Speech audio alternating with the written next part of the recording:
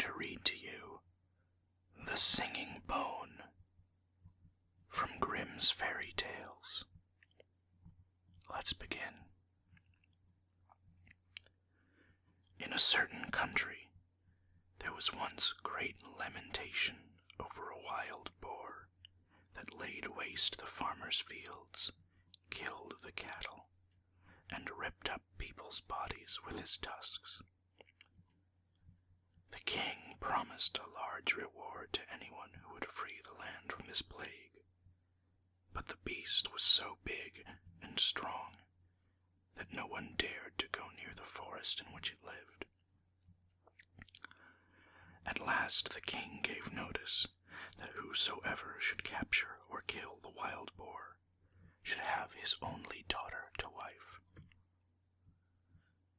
Now there lived in the country 2 brothers, sons of a poor man, who declared themselves willing to undertake the hazardous enterprise. The elder, who was crafty and shrewd, out of pride; the younger, who was innocent and simple, from a kind heart. The king said, "In order that you may be more sure of finding the beast, you must go into the forest from opposite sides."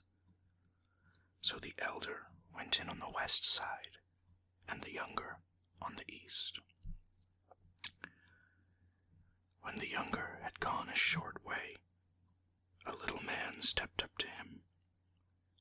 He held in his hand a black spear and said, "I give you this spear because your heart is pure and good. With this, you can boldly attack the wild boar, and it will do you no harm." He thanked the little man, shouldered the spear, and went on fearlessly. Before long he saw the beast, which rushed at him, but he held the spear towards it, and in its blind fury it ran so swiftly against it that its heart was cloven in twain. Then he took the monster on its back and went homewards with it to the king. As he came out at the other side of the wood, there stood at the entrance a house where people were making merry, with wine and dancing.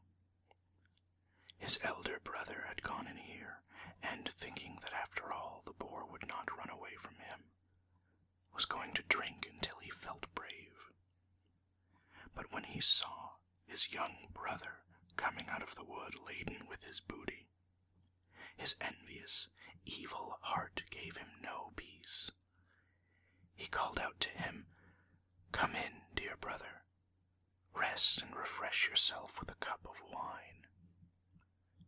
The youth, who suspected no evil, went in and told him about the good little man who had given him the spear wherewith he had slain the boar. The elder brother kept him there until the evening, and then they went away together. And when in the darkness they came to a bridge over a brook, the elder brother let the other go first, and when he was halfway across, he gave him such a blow from behind that he fell down dead. He buried him beneath the bridge, took the boar, and carried it to the king, pretending that he had killed it, whereupon he obtained the king's daughter in marriage. And when his younger brother did not come back, he said, "The boar must have killed him," and everyone believed it. But as nothing remains hidden from God, so this black deed also was to come to light.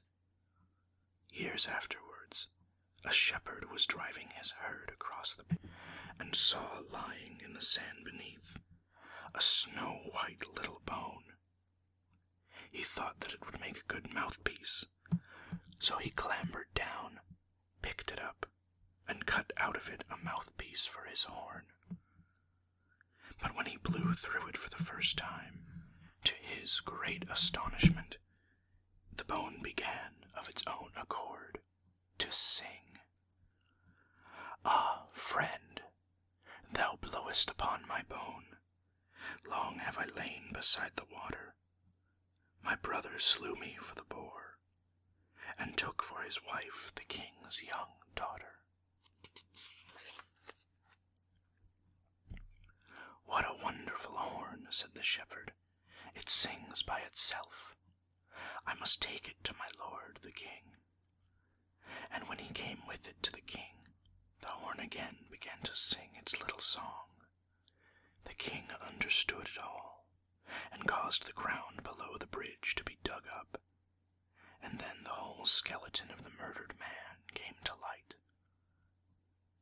The wicked brother could not deny the deed, and was sewn up in a sack and drowned. But the bones of the murdered man were laid to rest in a beautiful tomb in the churchyard.